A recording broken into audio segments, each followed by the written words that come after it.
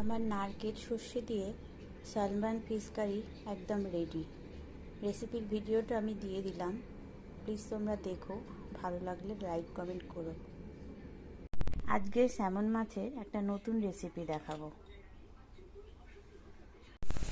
এখানে হলুদ, সর্ষে গুঁড়ো, লঙ্কা গুঁড়ো, দই আর ব্রাউন সুগার দিয়ে মিশিয়ে রাখা হলো।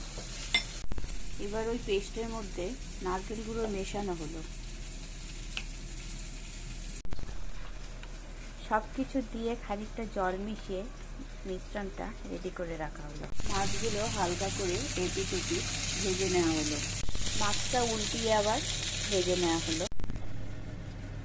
সর্ষের তেলে কালো জিরে ফোড়ন দিয়ে মিশ্রণটা এর মধ্যে ঢেলে কিছু ধনেপাতা কুচি ছড়িয়ে আর স্বাদ মতো লবণ দিয়ে ফুটতে দিলাম খানিকক্ষণ। ঝোলটা ফুটে উঠলে মাছগুলো ওর মধ্যে দিয়ে 2 থেকে 3 মিনিট ফুটিয়ে নিলেই তৈরি হয়ে যাবে আমার সর্ষে দিয়ে সালমান ফিশ।